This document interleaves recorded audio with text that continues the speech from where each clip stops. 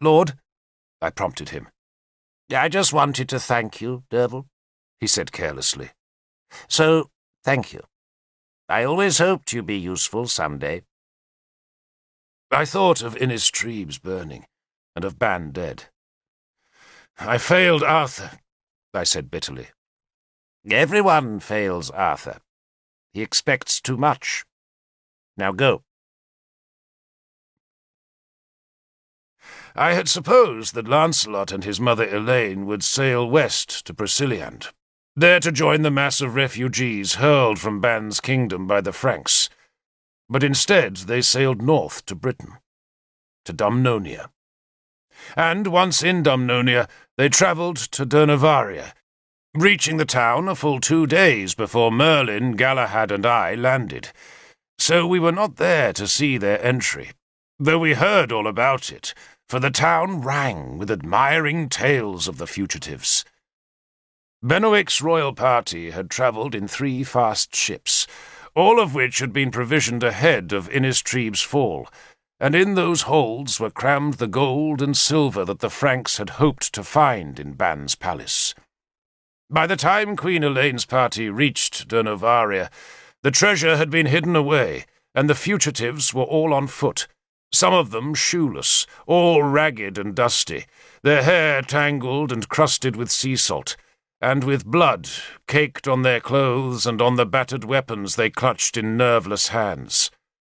Elaine, Queen of Benwick, and Lancelot, now king of a lost kingdom, limped up the town's principal street to beg like indigents at Guinevere's palace. Behind them was a motley mixture of guards, poets, and courtiers, who, Elaine pitifully exclaimed, were the only survivors of the massacre. "If only Arthur had kept his word," she wailed to Guinevere. "If only he had done just half of all that he promised." "Mother, mother," Lancelot clutched her.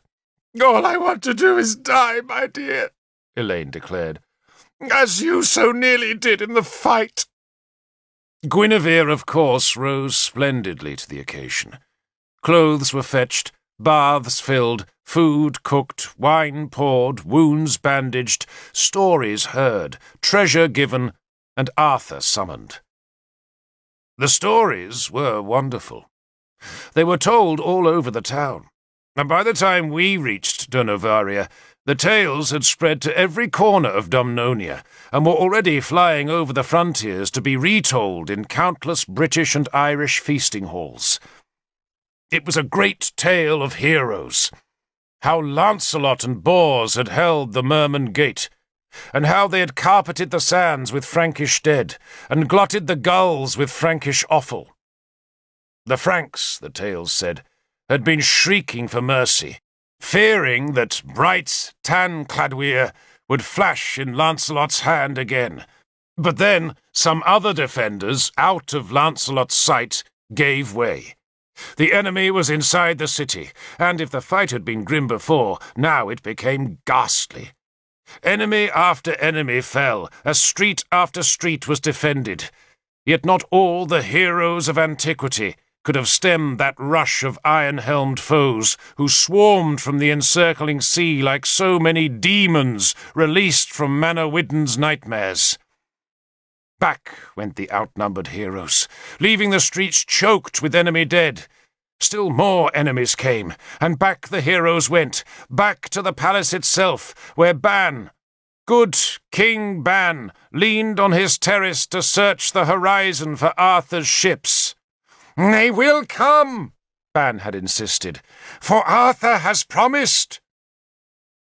The king, the story said, would not leave the terrace, for if Arthur came and he were not there, what would men say? He insisted he would stay to greet Arthur, but first he kissed his wife, embraced his heir, then wished them both fair winds for Britain, before turning to gaze for the rescue that never came. It was a mighty tale, and next day, when it seemed that no more ships would come from far Armorica, the tale changed subtly. Now it was the men of Dumnonia, the forces led by Kilhuch and Derval, who had allowed the enemy into Innistribes. "They fought," Lancelot assured Guinevere, "but they could not hold." Arthur, who had been campaigning against Cerdic Saxons, rode hard for Durnovaria to welcome his guests. He arrived just hours before our sad party trudged unremarked up the road that ran from the sea past the great grassy ramparts of Maidan. One of the guards on the city's southern gate recognized me and let us in. "You're just in time," he said. "For what?" I asked. "Arthur's here. They're going to tell the tale of Innistribes." "Are they now?" I glanced across the town towards the palace on its western hill. "I'd like to hear that," I said. Then I led my companions into the town. I hurried towards the crossroads in the centre, curious to inspect the chapel Sansom had built for Mordred. But to my surprise, there was neither chapel nor temple on the site, just a waste space where ragweed grew. "Nimue," I said, amused. "What?" Merlin asked me. He was cowled so that no one would recognize him. "A self-important little man," I said, "and was going to build a church here. Guinevere summoned Nimue to stop him." "So, Guinevere is not entirely without sense?" Merlin asked. "Did I say she was?" "No, dear Derval, you did not. Shall we go on?" We turned up the hill towards the palace. It was evening, and the palace slaves were putting torches into beckets about the courtyard, where, heedless of the damage they were causing to Guinevere's roses and water channels, a crowd had gathered to see Lancelot and Arthur. No one recognized us as we came through the gate. Merlin was hooded, while Galahad and I wore the cheek-pieces of our wolf-tailed helmets closed across our faces. We squeezed with Killock and a dozen other men into the arcade at the very back of the crowd. And there, as night fell, we heard the tale of Innistribes' fall. Lancelot, Guinevere, Elaine, Arthur, Bors, and Bedwin stood on the eastern side of the courtyard, where the pavement was elevated a few feet above the other three sides to make a natural stage, an impression heightened by the bright torches fixed to the wall beneath the terrace that had steps leading down to the courtyard. I looked for Nimue, but could not see her, nor was young Bishop Sansom there. Bishop Bedwin said a prayer, and the Christians in the crowd murmured their response, crossed themselves, then settled to listen once again to the awful tale of Innistribes' fall. Bors told the story. He stood at the head of the steps, and he told of Benwick's fight, and the listening crowd gasped as they heard of the horror, and cheered when he described some particular passage of Lancelot's heroism. Once, overcome by emotion, Bors simply gestured at Lancelot, who tried to quell the cheers by raising a hand thickly wrapped in bandages, and when the gesture failed, he shook his head, as though the crowd's praise was simply too great to bear. Elaine, draped in black, wept beside her son. Bors did not dwell on Arthur's failure to reinforce the doomed garrison. Instead, he explained that though Lancelot knew Arthur was fighting in Britain, King Ban had clung to his unrealistic hopes. Arthur, wounded all the same, shook his head and seemed close to tears, especially when Bors told the touching tale of King Ban's farewell to his wife and son.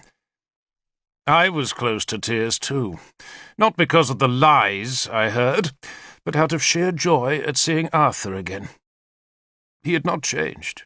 The bony face was still strong, and his eyes still full of care. Bedwin asked what had happened to the men of Dumnonia, and Bors, with apparent reluctance, allowed the tale of our sorry deaths to be drawn from him. The crowd groaned when they learned that it had been us, the men of Dumnonia, who had yielded the city's wall. Bors raised a gloved hand. "They fought well," he said, but the crowd was not consoled. Merlin seemed to have been ignoring Bors's nonsense. Instead, he had been whispering with a man at the back of the crowd, but now he shuffled forward to touch my elbow. "I need a piss, dear boy," he said in Father Selwyn's voice. Old man's bladder. You deal with these fools and I'll be back soon. Your men fought well, Bors shouted to the crowd. And though they were defeated, they died like men. And now, like ghosts, they're back from the other world, I shouted. And I clashed my shield against a pillar, shaking free a small cloud of powdered lime. I stepped into the flame light of a torch. You lie, Bors! I shouted. Killock stepped up beside me. I say you lie too, he growled. And I say it. Galahad appeared. I drew halberd. The scrape of the steel on the scabbard's wooden throat made the crowd shrink back to leave a path through the trampled roses that led towards the terrace. The three of us, battle-weary, dusty, helmed and armed, walked forward. We walked in step, slowly. Then neither Bors nor Lancelot dared speak when they saw the wolf-tails hanging from our helmets. I stopped at the garden's centre and slammed Halbane point downwards into a rosebed. My sword says you lie, I shouted. Derval, son of a slave, says that Lancelot ap Ban, king of Benwick, lies. Killock ap Galliard says so too. Killock rammed his battered blade beside mine. And Galahad ap Ban, prince of Benwick also. Galahad added his sword. No Franks took our wall, I said, removing my helmet so that Lancelot could see my face. No Frank dared climb our wall, for there were so many dead at its foot. And I, brother, Galahad also removed his helmet, was with our father at the last. Not you. And you, Lancelot, I cried, had no bandage when you fled Innistribes. What happened? Did a splinter from the ship's gunwale prick your thumb? There was uproar. Some of Bors' guards were at the side of the courtyard, and they drew their swords and shouted insults. But Cavan and the rest of our men pushed through the open gate with raised spears to threaten massacre. None of you bastards fought at the city, Cavan shouted. So fight now! Lanval, commander of Guinevere's guard, shouted at his archers to line the terrace. Elaine had gone white. Lancelot and Bors were both at her side, and both seemed to be trembling. Bishop Bedwin was shouting, but it was Arthur who restored order. He drew Excalibur and clashed it against his shield. Lancelot and Bors had shrunk to the back of the terrace, but Arthur waved them forward, then looked at us three warriors. The crowd went silent, and the archers took the arrows off their strings. In battle, Arthur said gently, commanding the attention of all the courtyard. Things are confused. Men rarely see all that happens in a battle. There is so much noise, so much chaos, so much horror.